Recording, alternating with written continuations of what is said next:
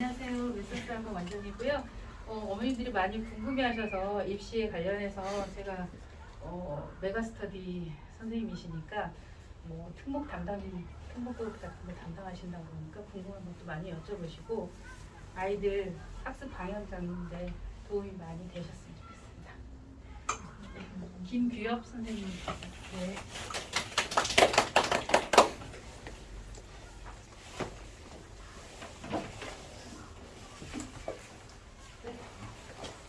네, 바로 시작하도록 할게요. 네, 안녕하세요. 저는 메가스터디 교육에서요 영재 특목 컨설팅 팀에서 지금 특목고 다자고 과학고 영재학교까지 다 포함을 해서 학생들을 이제 컨설팅하고 있는 컨설턴트 김규엽이라고 합니다. 반갑습니다. 네, 토요일인데 여러분들 이렇게 뜨거운 열기로 이런 설명회를 들으러 오셔서 너무나 감사하고요. 지금 일단 고교 학점제가요. 고교 학점제에 대해서 제가 좀 얘기를 하기는 할 건데 혹시 지금 여기 중학교 1학년 학생 학부모님 또 계실까요? 혹시 한 분, 초등학교 6학년 그 이하 나머지는 다 그 이하의 학부모님이신 것 같은데요. 중학교 2학년인가요? 네. 중학교 2학년에 해당 사항이 안 되기는 합니다, 사실요. 고교 학점제는 2025년도부터 실시가 될 예정이고 이 근처 광남 고등학교가 이번에 고교 학점제로 바뀐다고 알고 있거든요. 네. 그러니까 이제 전면 시행이 2025년도에 시행이 되고요. 그건 제가 조금 이따가 말씀을 드리기는 할 건데 지금 몇몇 학교들이 이제 시행을 되고 있는 단계이기는 해요. 근데 약간 상충되는 게 전면 시행이기는 하지만 현재 대입 방향성을 그대로 가지고 가고 있거든요. 그러다 보니까 약간 상충되는 게 없지 않아 있기는 합니다. 그 부분에 대해서도 제가 조금 이따가 알려드리도록 할 거고요. 자, 먼저 고교 학점제가 무엇인지를 여러분들께서 좀 아셔야 될 것 같은데 다들 대학을 다녀보셨으리라 생각이 돼요. 대학교 1학년 때 보통 어떤 거 배울까요, 우리가? 저희가 이제 전공 기초 과목, 필수 과목들을 배우잖아요. 그런 것처럼 이제 고등학교 1학년 때 필수 과목을 배우고 2학년, 3학년 때는 대학교처럼 여러분들이 이제 선택해서 선택 과목을 배우는 게 바로 고교 학점제의 핵심이 될 거예요. 먼저 이제 고교 학점제 정의는 고교 학점제 홈페이지에 보시면은 이렇게 적혀 있거든요. 학생의 이제 기초 소양과 기본 학력을 바탕으로 여기서 중요한 점은 이제 진로와 적성에 따라서 과목을 선택하고 지금은 여러분들 우리 고등학교 졸업 어떻게 하면 갈 수 있나요? 그냥 학교 나가기만 하면은 졸업이 자연스럽게 되잖아요. 이제는 그렇지는 않아요. 고교 학점제 하에서는 이수 기준에 도달한 과목에 한해서 학점을 취득을 해야 됩니다. 학점을 취득을 하고 그 다음에 졸업을 하는 제도가 바로 고교 학점제다라고 보시면 좋을 것 같아요. 대학교 때 배웠던 거랑 거의 유사하다고 보시면 될 것 같습니다. 학점 취득하고 그렇게 해서 졸업을 하는 형태로 되어 있고 먼저 고교 학점제의 배경인데요. 여러분들 이제 현재 우리 고등학교 교육, 공교육의 가장 큰 문제점이 뭐라고 생각하시나요? 입시 위주의 교육, 그 다음에 주입식 교육 이런 것들이 굉장히 많이 문제가 되고 있죠. 지금 현재 중학교 3학년 학생이 대략적으로 한 48만 명 정도 되는 걸로 알고 있어요. 그런데 지금 이제 계속 학령 인구가 줄어들고 있고 현재 태어나는 인구는 이제 30만 명도 채 되지 않고 있거든요. 그러면은 이제 그 친구들이 한 반에 갔을 때 현재 지금 한 반에 한 30명 정도 내외로 학교 수업이 진행이 되고 있는데 한 10명에서 15명까지 우리 한 반 인원이 좀 줄어들 수 있다는 거예요. 그러면은 이제 굳이 우리가 이런 주입식 교육을 할 필요가 없다는 거죠. 자, 그다음 두 번째가 더 핵심적인 이유가 될 텐데 자, 우리 4차 산업혁명 시대라고 얘기를 많이 합니다. 4차 산업혁명이라고 하면은 우리 제조학과는 다르게 어떤 인재를 조금 더 우대를 좀 해줄까요? 좀 창의성 있는 인재, 아무래도 그런 인재들을 좀 더 우대를 해주고 융합형 인재, 문이과 통합이라든지 이런 것들, 융합형 인재를 훨씬 더 선호하는 시대가 되기는 했죠. 그러다 보니까 현재 우리가 지금 배우고 있는 교육과정 자체는요. 사실 제조업 시대에서 만들어진 공장에서 바로 일을 할 수 있는 인재를 만들기 위한 교육과정인데 그거랑은 지금 현재 4차 산업혁명 시대에 우리가 대비를 할 수가 없다는 거예요. 그렇기 때문에 이제 고교 학점제가 나오게 되었습니다. 결국에 이제 정식 우리가 본격적인 도입은 2025년도부터 시작이 되기는 할 건데요. 자, 그 전까지는 방금 전에 말씀드린 것처럼 우리가 출석만 하기만 하면은 우리 고등학교 졸업을 무조건적으로 할 수가 있었습니다. 단위수로 여기 단위라는 거는요, 일주일에 수업을 하는 시간을 이야기를 하는 거거든요. 예를 들어서 한 시간, 수업이 3단이라고 하면은 일주일에 3시간 수업한다 라고 보시면 될 것 같아요. 근데 이제 2890시간씩 수업을 들으면은 무조건적으로 졸업을 할 수가 있었는데, 고교 학점제 2025년도 이상에서는 192학점으로 줄어들게 됩니다. 시간이 조금 줄어들었죠. 네, 시간이 조금 줄어든다 라고 보시면 될 거고, 그 2025년도 전에 고교 학점제가 실시되는 학교 같은 경우에는 일단 수업 단위수는 204학점으로 될 겁니다. 네, 이 표를 보시면 아실 건데요. 현재도 지금 고교 학점제가 실시가 되고 있기는 해요. 여기 마이스터고 같은 경우에는 고교 학점제를 미리부터 실시를 하고 있는 중이고요. 자, 본격적인 시행은 2025년도부터 본격적으로 시행이 된다라고 보시면 될 거고, 여기서 중요한 게 여러분들이 이제 포인트로 좀 잡으셔야 될 게 2024년도예요. 2024년도 교육부 발표로는 2월달 정도쯤에 발표를 한다고 얘기가 나왔는데 2028학년도 대입 방향을 발표한다고 합니다. 현재 대입이랑 이제 고교 학점제 하에서 대입은 조금 변화가 돼야 되거든요. 그래서 그게 2024년도에 발표가 된다라고 보셔야지 좋을 것 같으니, 그때는 여러분들이 이제 교육청 홈페이지나 뉴스라든지 이런 것들을 꼬박꼬박 좀 챙겨 주셔야 될 것 같습니다. 지금 2022년도부터 24년도까지는요, 일부 학교 같은 경우에는 이제 학점제를 부분적으로 도입을 하고 있는 상태입니다. 모든 학교는 아니기는 해요. 네, 고교 학점제 운영에 대해서 제가 말씀을 조금 드릴게요. 어쨌든 학생이 이제 내가 원하는 수업을 선택을 해야 되는데, 그 원하는 수업을 선택하기에 앞서서 어떤 수업 들을지 수요를 파악을 해야겠죠. 그 먼저 수요를 파악을 하시고요. 그 다음에 수강 신청을 합니다. 학생이요.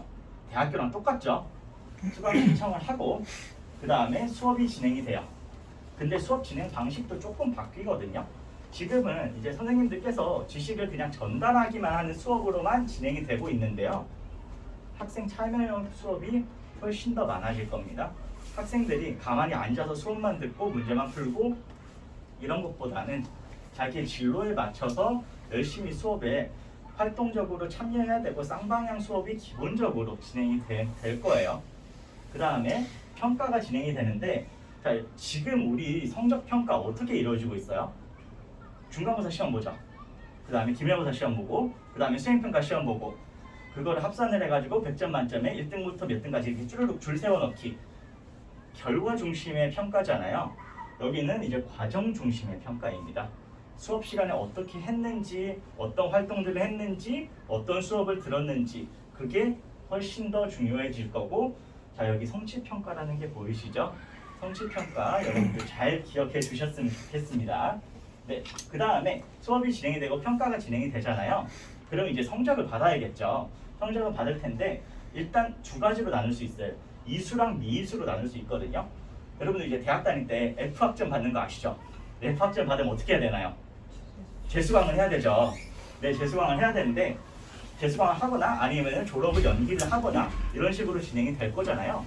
근데 고등학교는 이제 우리 현실적으로 고등학교 재수강 이렇게 하기가 쉽지가 않죠. 네, 그렇기 때문에 미수라고 해도 무조건적으로 이제 졸업을 못하는 건 아니기는 합니다. 그 다음에 이수 기준 도달 시에는 학점이 취득이 되고 마지막으로 학점 기준의 졸업 요건이 설정이 되면은 이제 졸업을 할 수가 있게 되는데, 방금 말씀드린 것처럼요, 학생의 학업 성취율이요, 최소 성취율이 성취 수준의 40%에 도달하지 못하면은 F가 아니라 I라고 평가가 될 거예요. 이 I라고 평가가 될 텐데, 이 I를 받게 되면은 학교 자체적으로 보충 수업을 진행한다든지 재시험을 본다든지 이런 식으로 해서 어떻게 해서든 학생들을 다 졸업을 시키려고 한다고 합니다.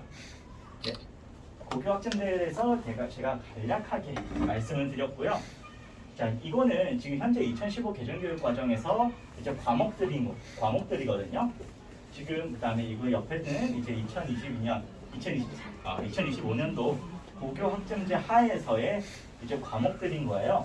여기서 보시면은 공통 과목이랑 진로 선택 과목으로 나눠질 수가 있거든요. 뭐 아래쪽에 써 있는데 제가 자르긴 했습니다.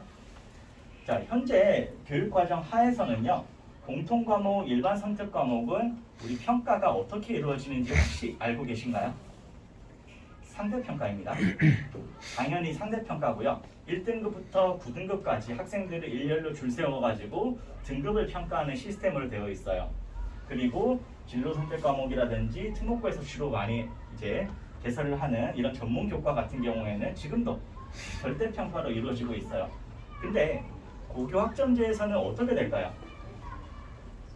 전부 다 여기 나머지 세 과목은 전부 다 절대평가로 이루어지고요.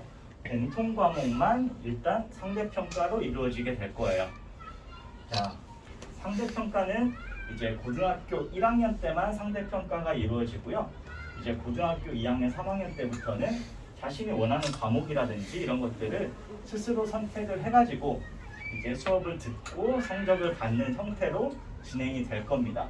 어떤 과목 수업을 듣는 게 유리한지 생각을 잘 하셔야 될 거예요. 고교 학점제 하에서는 그게 정말로 중요할 겁니다.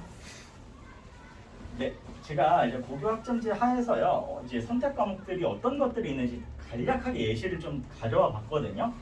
한번 보시면 좋을 것 같아요. 이것 이외에 정말로 많은 과목들이 개설이 되기는 할 거예요. 자, 우리 보통 국어 같은 경우에는 어디까지 생각하나요? 문학, 독서, 화법과 작문, 언어와 매체 이 정도까지만 우리가 생각을 하고 있어요. 현재 교육과정 하에서는 이 정도까지만 배울 텐데 고교 학점제 하에서는 지금 현재 교육부에서 나온 거는 이 정도까지 나와 있습니다. 실용국어, 심화국어, 고전읽기, 뭐 문학 감상, 현대문학 감상, 시창작 이런 것까지 전부 다 개설이 될 거예요. 그리고 수학 같은 경우에는 보통 우리가 수학 어떻게 배우나요? 수학 1, 2, 그 다음에 미적분, 그 다음에 확률과 통계, 그 다음에 기하 벡터 이렇게 중에서 이제 학생들이 이제 선택 과목을 선택을 하고 수능을 보든지 학교에서 수업을 받는 형태로 이루어져 있잖아요. 훨씬 더 많아집니다. 자, 경제 수학 이런 것도 개설이 되고요. 수학 과제 탐구, 실용 수학, 인공지능 수학, AI라고 하죠 요즘에. 네, 고급 수학 1, 2 거의 대학교 1학년 수준 형태의 과목들이 많이 개설이 될 거예요. 영어도 마찬가지예요. 영어 보통 원투로 해서 거의 학생들이 끝내는 편이거든요. 뿐만 아니라 독해와 작문, 실용 영어 이런 것들까지도 전부 다 개설이 됩니다. 근데 국영수보다 훨씬 더 많이 개설이 되는 거는요. 결국에 탐구 과목이거든요. 탐구 과목 어떤 과목들이 개설이 되는지 한번 보시죠. 이제 사회랑 과학으로 좀 나눠봤거든요. 보통 이제 사회 같은 경우에 한국지리, 뭐 세계지리, 세계사 이런 식으로 나눌 수가 있는데, 자, 우리 듣지도 보지도 못했던 국제정치 이런 것도 과목이 개설이 되고, 국제법, 비교문화, 국제관계학, 국제기구, 사회탐구 방법 이런 것들도 전부 다 고교 학점제 하에서는 개설이 된다라고 보시면 되고요. 과학 같은 경우에는 우리 딱 8과목밖에 없어요. 원래는 물리화학, 생물지구과학 이렇게 해서 원투 형태로 우리가 배우고 있죠. 학생들이 어려워하니까 거기다가 2과목은 학생들이 수업도 잘 안 들어요. 근데 개설되는 과목들이 정말 많아집니다. 물리학 실험, 화학 실험, 생명과학 실험, 지구과학 실험 이런 것들도 전부 다 개설이 될 거예요. 자, 근데 우리 중요한 거는 뭐예요? 어쨌든 학생들이 수강 신청을 해야지 수업이 개설이 되잖아요. 학생들이 모자라면 어떻게 될까요? 아니면 수강 신청을 하는 학생이 한두 명이에요. 그 학교에. 그럴 때는 어떻게 될까요? 그 부분에 대해서도 우리가 좀 알아보도록 하고요. 잠시 뒤에 알아보도록 하고요. 자, 이제 아까 전에 제가 말씀드린 것처럼 어떤 과목 수업을 들어야 되는지가 정말 핵심이다라고 말씀을 드렸잖아요. 근데 이거 2025년도는 아니에요. 2024년도에 이제 서울대학교에서 전공 연계 교과 이수 과목 이런 것들 우리 과에 오려면은 이러이러한 과목을 들었으면 좋겠어 라는 거를 오픈을 했거든요. 한번 보도록 하죠. 서울대학교 경제학부 같은 경우에는 확실히 이제 미적분이랑 확률과 통계를 수업 듣는 친구들을 우리 학과는 선호를 할 거야 라고 얘기를 했고요. 생명과학과 같은 경우에는 생명과학 2랑 미적분은 무조건 듣고 와. 그리고 다른 것들도 이제 뭐 화학주, 확률 같은 게 기하 같은 것도 우리가 수업을 듣고 오면은 좋을 것 같아. 이런 형태로서 과목별로 이제 학부별로 어떤 식으로 과목을 듣는 학생들을 선호하는지를 알려놨거든요. 이제 여러분들께서 생각을 하셔야 될 거는요. 단순히 교과 성적을 잘 받는 과목을 선택하는 게 아닙니다. 교과 성적을 잘 받는 선택 과목을 하는 게 아니라 학생이 정말로 좋아하고 잘하고 내가 가고자 하는 학과에 맞는 과목을 선택해야지만이 결국에 우리가 입시에서 좀 좋은 결과를 낼 수가 있다고 보시면 좋겠습니다. 자, 방금 전에 말씀드린 것처럼요. 만약에 고교 학점제에서요. 우리가 나는 경제 지리를 배우고 싶어. 나는 국제법을 배우고 싶어. 근데 원하는 선택 과목이 없다면은 자, 방법이 교육부에서 나오긴 했거든요. 오프라인 공동교육과정이라는 방법 하나랑요. 그 다음에 온라인 공동교육과정 방법 2 이렇게 두 가지가 나와 있어요. 온라인 같은 경우에는 뭐 생각하시기에 편하신 대로 여러분들께서 아시다시피 그냥 온라인으로 이제 교육청에서 이제 강의를 띄워줄 거예요. 그래서 그거 강의를 듣는 수업으로 우리 학점을 대체를 할 거고요. 오프라인 공동교육과정은 어떤 거냐면요. 현재 이제 경기도에서 고교 학점제가 시행이 되고 잠시만요. 어머니 사진 이거 다 업로드 시켜드릴 거거든요. 그래서 사진 안 찍으셔도 될 것 같아요. 네. 파일. 네. 네. 네, 경기도에서는요. 현재 이제 공동교육 과정을 같이 운영을 하고 있어요. 한번 예시를 들어볼게요. 이제 부명고라는 학교에서는 이제 화학 실험, 기초 디자인 이런 것들을 개설을 했고요. 중문고에서는 이제 융합과학 탐구, 뭐 계남고에서는 이제 국제 경제 이런 것들을 개설을 했거든요. 그럼 이 세 가지 학교가요. 서로 연계를 해서 예를 들어 중문고에 있는 학생이 국제 경제 수업을 듣고 싶어요. 그러면은 이 학교에 가서 수업을 듣도록 그리고 학점을 취득할 수 있도록 만든다는 거예요. 학교 이동이 좀 자유롭게 활발하게 진행이 되도록 하는 게 목표긴 한데 제가 솔직히 이거는 조금 걱정이 되기는 하거든요. 과연 학생들이 얼마나 적극적으로 참여를 할지가 첫 번째 걱정이긴 하고요. 두 번째는 이제 성적에 대한 걱정 또한 또 있겠죠. 네, 그런 걱정이 있긴 한데 교육부에서는 이런 식으로 공동교육 과정을 통해서 고교학점제 하에서 여러분들이 원하는 선택 과목을 다 선택할 수 있다라고 이야기를 하고 있습니다. 자, 우리 중요한 건 이제 성적이 중요하겠죠. 고교학점제 하에서의 성적 평가에 대해서 알아보도록 합시다. 아까 말씀드렸다시피 고등학교 1학년 때는 이제 공통 과목을 배운다고 말씀드렸잖아요. 공통 과목 같은 경우에는 지금과 동일합니다. 상대 평가로 진행이 되고요. 석차 등급제로 진행이 될 거예요. 1등급부터 9등급까지 그대로 성적이 나올 겁니다. 고등학교 1학년 여러분들 내신 성적은요. 무조건 잘 따놓으셔야 되는 이유가 상대 평가이기 때문인 거예요. 네, 그리고 두 번째는 중요한 이제 선택 과목이 되겠죠. 자, 선택 과목 같은 경우에는 성취 평가제로 실시가 되고요. 일반 선택 과목 같은 경우에는 이제 5단계로 평가, A, B, C, D, E 이렇게 5단계로 평가가 진행이 되고 진로 선택 과목 같은 경우에는 A, B, C 이런 3단계로 평가가 진행이 될 거예요. 자, 여기서 그럼 성취 평가제라는 무엇인가 보시죠. 한마디로 절대평가입니다. 지금 현재 중학교 학생 학부모님들께서는 잘 알고 계시리라 생각이 되는데요. 일정 수준 이상 넘어가게 되면은 이제 A라는 이제 성취도를 받게 되잖아요. 그런 것처럼 학생 이제 1등부터 몇 등까지 이렇게를 채점하지는 않고요. 학생과 순위를 매기지 않고 성취한 수준에 따라서 A부터 E까지를 부여하는 평가 방식이에요. 그리고 이제 석차 등급이 선택 과목부터는요 제공되지 않습니다. 이게 중요해요. 내가 몇 등인지 지금까지는 알았잖아요. 이제 제공 안 됩니다. 선택 과목은요. 선택 과목은 제공이 되지 않는다라고 보시면은 좋겠고, 제가 이거 하나 예시를 가져왔거든요.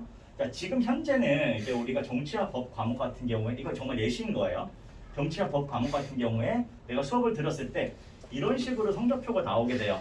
원점수, 과목 평균, 표준 편차 이런 식으로 다 나오게 되고 성취도 나오고 석차 등급까지 전부 다 나오게 되거든요. 근데 이게 고교 학점제 하에서는 어떻게 되냐면요. 원점수, 표준 편차 이게 전부 다 빠집니다. 전부 다 빠져버려요. 그리고 석차 등급도 빠져버리죠.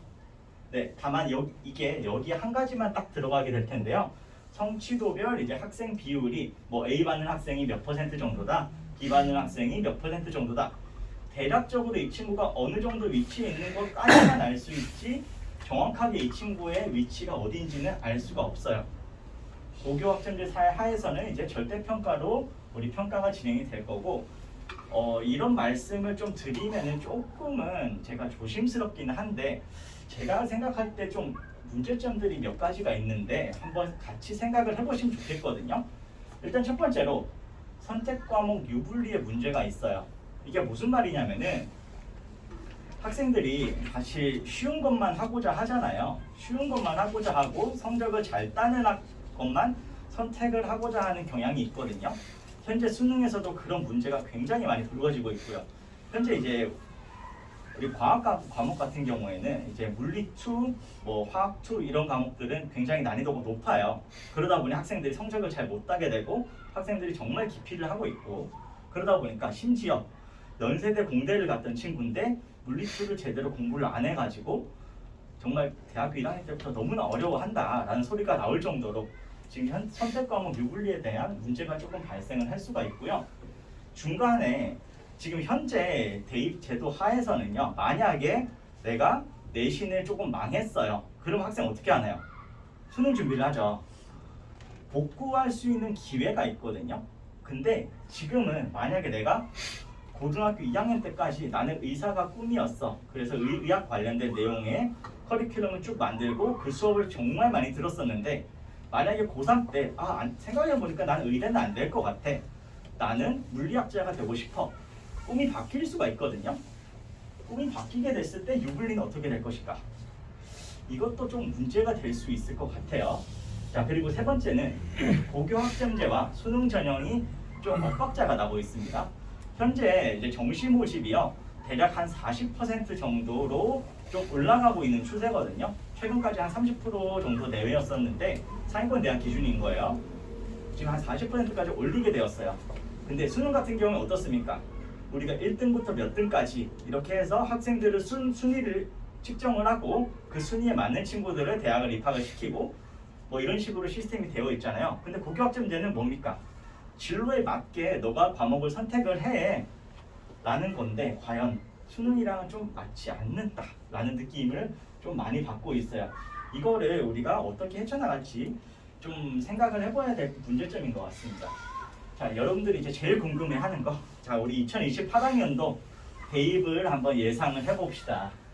자, 세 가지로 좀 나눠보도록 할게요. 2028년도 수능이랑 그 다음에 학생부 교과전형 이렇게 있고요. 그 다음에 학생부 종합전형 이렇게 세 가지 포인트로 나눠서 좀 이야기해보도록 할 건데 다들 아시리라고 생각을 할게요. 학생부 교과전형 같은 경우에는 뭡니까? 이제 교과 성적, 내신 등급만 가지고 학생들을 이제 선발하는 전형이거든요. 그 다음에 이제 보통은 상위권 대학 같은 경우에 수능 최저 등급까지 해서 학생들을 선발하는 전형이고 학생부 종합전형 같은 경우에는 전공 적합성이라든지 발전 가능성이라든지 이런 형태로서 정성적인 평가로 학생들을 선발을 하는 전형인 거예요. 자, 이거 해외에서 고교학점제를 운영하고 있는 곳들이 제법 많이 있거든요. 해외에서 과연 어떤 식으로 고교학점제 운영이 되는지 먼저 좀 알아보도록 할게요. 일단 내신 평가 같은 경우에는 전부 다 절대평가입니다. 고교학점제 하에서는요. 고등학교 내신은 절대평가하지만 우리나라만 유일하게 고등학교 1학년 때는 상대평가를 유지를 하고 있어요.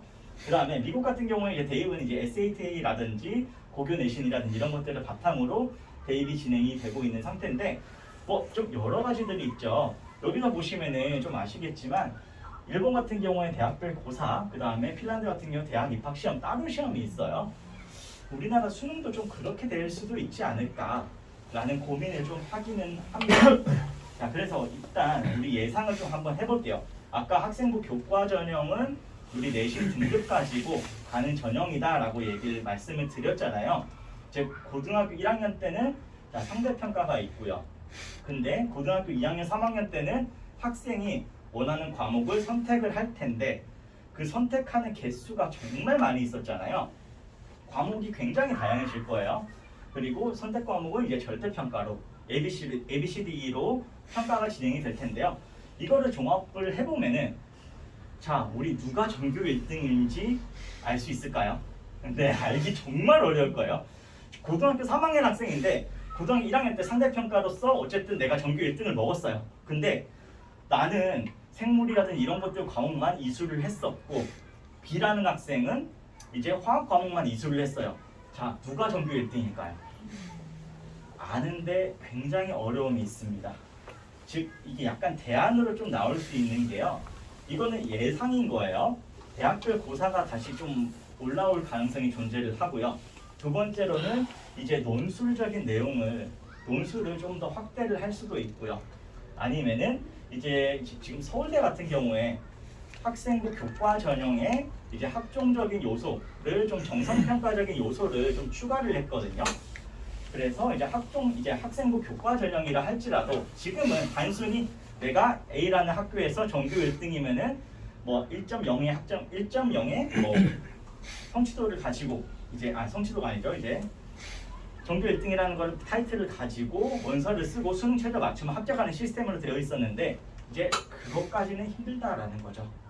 그런 차이점이 있을 거고요. 자, 학생부 종합전형은 지금도 이제 정성평가적인 요소가 굉장히 많이 들어가 있어요. 학종은 크게 변화 없을 가능성이 매우 높습니다. 이거는 크게 문제 없을 것 같아요. 자, 세 번째는 수능인데요. 일단 방안이 1, 2, 3가 나와 있거든요. 좀 가히 충격적이라고 볼 수 있습니다. 일단 방안 1, 2, 3인데 어머님들, 아버님들께서 과연 어떤 방안으로 갈지를 한번 고민을 해보시고요.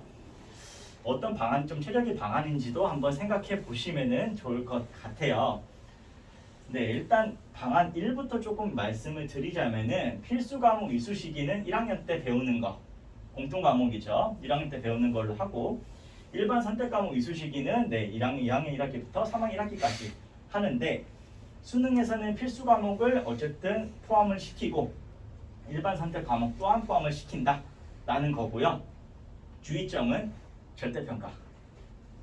수능이 절대평가화될 가능성이 높습니다. 그리고 수능 결과 같은 경우에는 수시랑 동시에 전형 자료로서 쓰인다라는 게 방안 1의 방안이고요. 근데 2의 방안 같은 경우에는 필수 과목을 아예 1학년 1학기 때 우리가 한 번에 압축을 해서 다 배워버리자라는 거예요. 근데 수능에서는 필수 과목을 우리는 뺄 거야. 그럼 뭐 할 거예요? 일반 선택 과목만 포함을 할 거예요. 그리고 수능 평가 체제는 또 절대평가. 이렇게 지금 방안 2까지 나오고 있습니다. 방안 3 같은 경우에는 수능 1, 2로 분류를 한다고 해요. 그래가지고 필수 과목 이수 시기는 똑같이 이렇게 되어 있는데 수능 필수 과목은 이제 수능 1만 보는 친구들, 그리고 수능 2 같은 경우에는 이제 선택 과목까지 필요한 학생만 응시를 하도록 만든다고 합니다. 그래서 수능 1 같은 경우에는 절대평가로 진행을 할 예정이라고 하고 수능 2 같은 경우에는 이제 상대평가로 진행을 할 예정이라고 합니다. 즉 수능 1 같은 경우에는 이제 수시라든지 이런 쪽에 좀 더 많이 쓰여지겠죠. 절대평가다 보니까요. 수능 2 같은 경우에는 정시 전용 자료로서 쓰인다고 이야기를 하고 있어요. 현재랑은 조금 많이 다르죠. 지금 현재는 1등부터 몇 등까지인데 지금 여기 보시면 다 절대평가와 많이 진행이 되고 있습니다. 이게 왜 절대평가로 좀 많이 진행을 하려고 하냐면요. 고교 학점제 하에서는 학생이 자기 진로에 맞게 선택 과목 유불리에 상관없이 수업을 듣도록 하는 요구하는 게 목적이거든요. 근데 만약에 수능이 상대평가가 돼버리면은 학생들은 어떤 과목을 선택할까요? 수능이 나오는 과목을 선택할 가능성이 크기 때문에 그런 위험 요소를 줄이고자 지금 절대평가화 하려고 노력을 하고 있습니다. 자, 결국에 요약을 하자면요. 자, 1번 일단 공통 과목은 감소를 할 가능성이 좀 높아요. 그러면 어떻게 될까요? 변별력이 떨어지겠죠. 왜냐하면 공부할 양이 좀 많이 줄어들고요. 두 번째로는 일반 선택이라든지 진로 융합까지 포함이 되면은 중요한 점은 우리 선택 과목별 유불리가 또 문제점이 발생을 할 수가 있습니다. 마지막으로는요. 저는 이제 3번을 조금 나올 가능성이 높지 않을까라고 생각이 되는데 지금 수능은 전부 다 객관식이죠. 근데 논술형 수능으로, 서술형 수능으로 나올 가능성 또한 존재를 한다라고 보시면 좋을 것 같아요. 근데 중요한 점은 현재 수능이 끝나면은 이의제기가 굉장히 많이 일어나고 있거든요. 과연 내 점수를 과연 채점의 신뢰도가 얼마나 있을까라는 게 좀 의문으로 남아있기는 합니다. 자, 대입 예상 시나리오 있거든요. 시나리오 1, 2, 3 세 가지를 제가 한번 가져와 봤어요. 자, 먼저 첫 번째 시나리오 1인데요. 이거는 현재랑 거의 유사한 시스템으로 돌아갈 가능성이 높거든요. 대입 전형 표준화 체제 이제 4+2라는 경우는 어떤 거냐면은 현재 이제 정시랑 수시로 나눠져 있잖아요.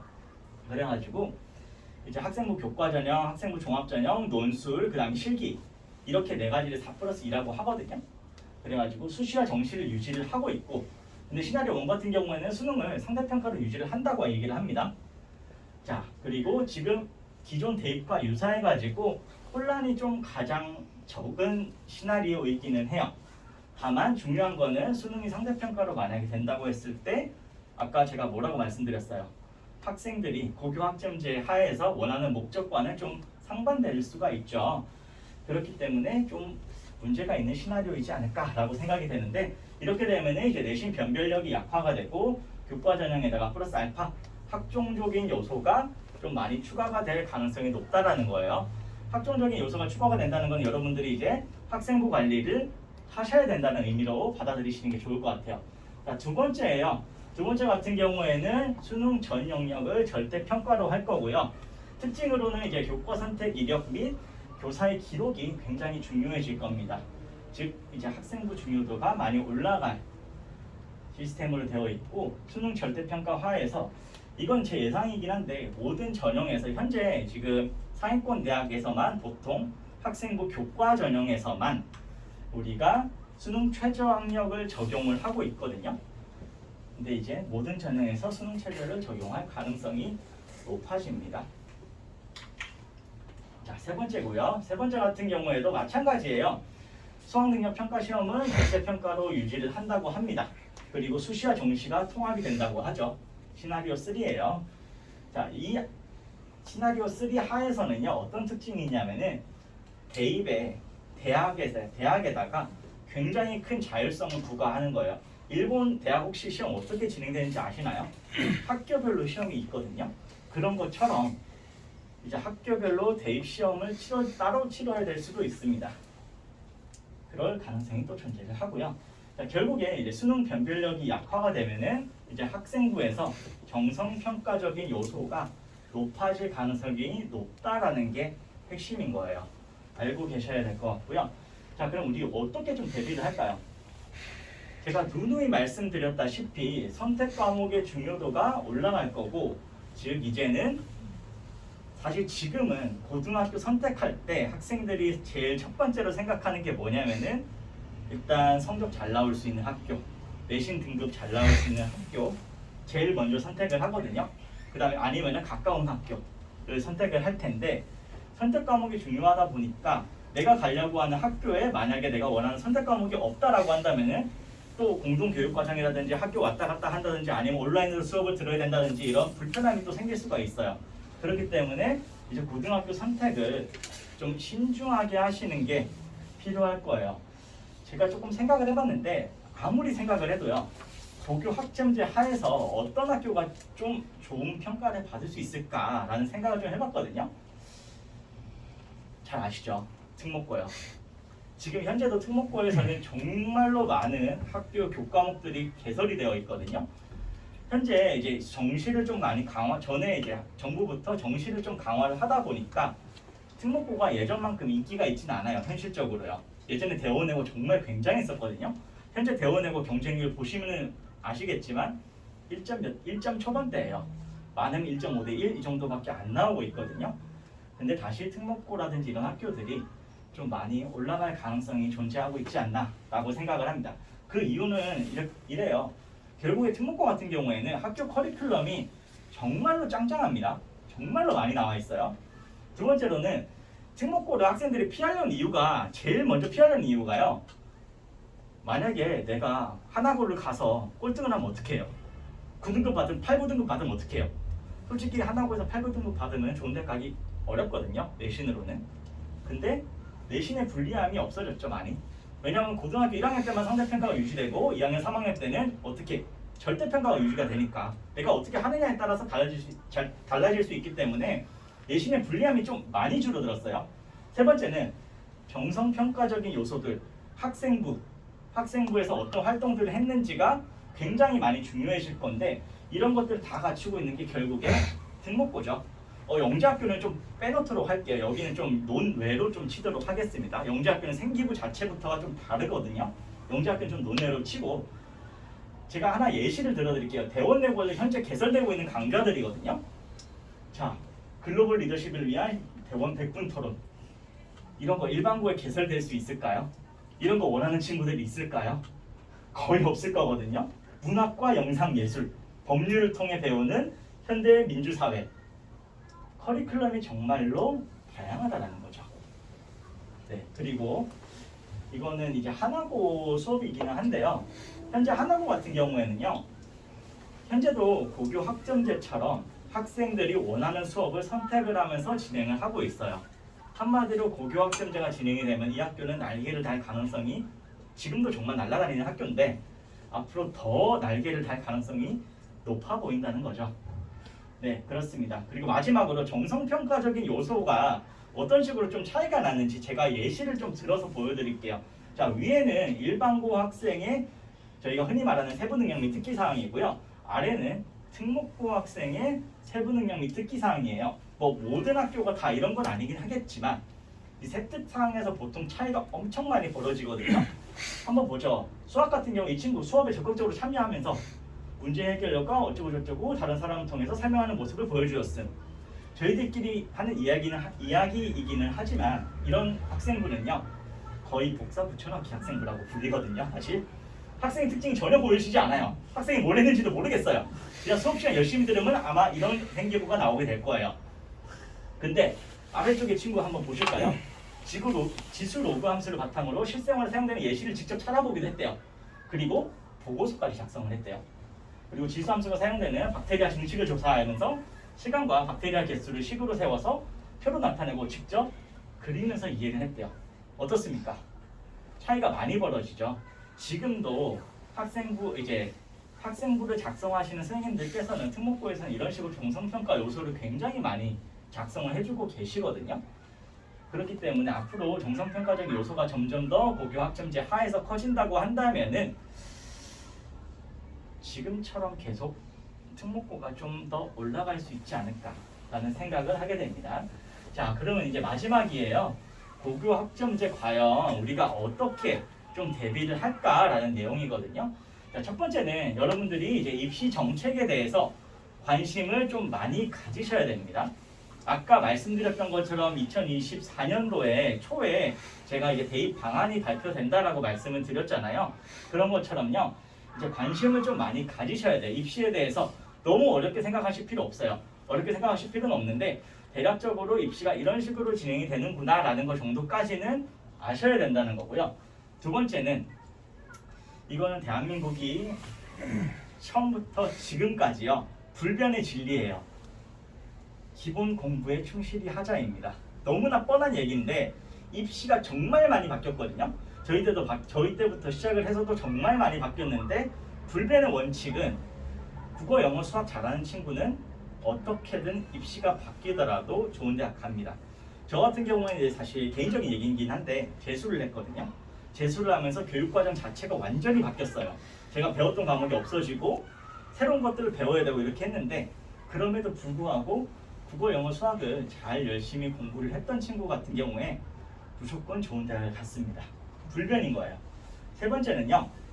조금만 더 빨리 준비를 해주십시오. 못해도 중학교 3학년 1학기 여름방학 때쯤 되면은요. 어느 정도 진로를 생각을 하고 어떤 고등학교를 갈지 고민을 한번 해보시고 그 다음에 진로를 결정을 하면은 내가 어떠한 학과를 가겠다라고 생각을 하시고요. 그 학과에 필요한 과목이 어떤 과목인지를 미리 생각을 하셔서 이제 커리큘럼을 조금 짜셔야 될 겁니다. 자, 진로를 정하고 로드맵을 설정해 가지고요. 어떤 과목을 들으면 좋을지 여러분들께서 생각을 잘 해보셨으면 좋겠습니다. 감사합니다.